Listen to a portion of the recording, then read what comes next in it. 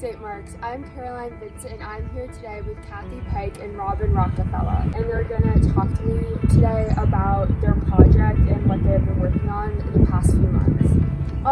So what got you started to get everybody involved here in St. Mark's? Like, what was that process like, introducing the club to the community?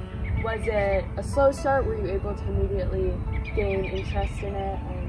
Well, that's a wonderful question. Robin and I began slowly, and then we realized we couldn't make enough crosses for the demand, and so we had 2 workshops, and actually, I don't know, maybe 10, 11 to 12 people came in our various workshops, and with enthusiasm, and I made them some very colorful diagrams on how to do the crosses. You know, it only takes a few people who like to make many to suddenly have 1,000. How has COVID changed the ministry? I think that it's become more one-on-one rather than groups being given to people.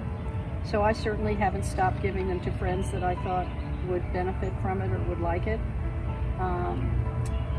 We're thinking of possibly sending some for people who have died that we've heard about that may not even be St. Mark's parishioners, but that come to our attention. We have endless places we can give them. We just have to get busy again. We have to be able to congregate again. We have to be able to inspire again our group to get going. Mm-hmm. And what is your favorite experience from the ministry and giving out the classes? Like, if you have to pinpoint one. Well, I should like to tell of one. I tell you, this wonderful parishioner, she has carried it when her son was very, very ill, and she carried it, and it got dirty. And then she sent me a picture of the cross in the soap suds being washed so it could come out again to go back in her pocketbook. That's now, really I call nice. that love. I think my most favorite one so far is that my daughter, who's in this refugee camp in Greece, I sent her one for her birthday this year, a special one, not knowing if it would get there because mail to Greece is difficult. And she emailed me after she got it, and she said, "Mom, do you mind if I give this away? Because there's a Cameroonian young man in my camp who's a Christian, and he has just had a terrible loss in his family, and I'd like to give it to him." So that was last week. That's a really So that was very moving. I'd say we really have wonderful individual stories. Yeah. Not just us giving 30 to Pivot or 100 to Buchanan Inn. It's the one-on-one that you can give them comfort to hold Christ in their hand. And that's really what we're doing. And we have a wonderful card that goes with each one. After we make it, we attach a card, and the card says, "This needlepoint cross is made with a prayer for peace and comfort. May you feel God's love as you hold it. St. Mark's Samaritan Ministry, St. Mark's Episcopal Church, Buchanan." So they know where it's coming from, and they know that we're giving it to them to hold in their hand and find Christ with them.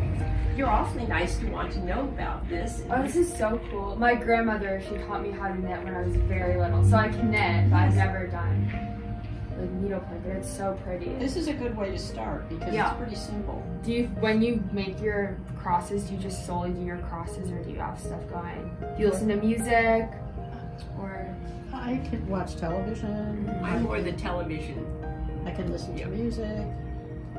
I can just sit and be quiet.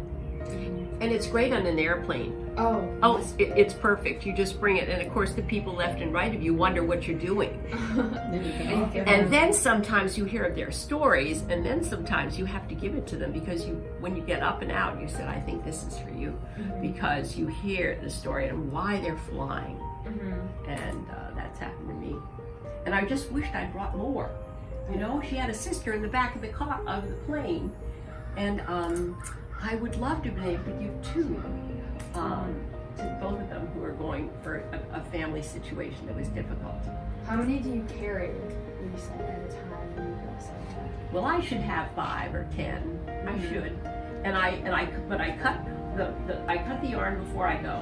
So basically, bring out that one piece of yarn, and then I can go, instead of me stripping, holding it out in front of my passenger friends and say, I've got to measure my yarn.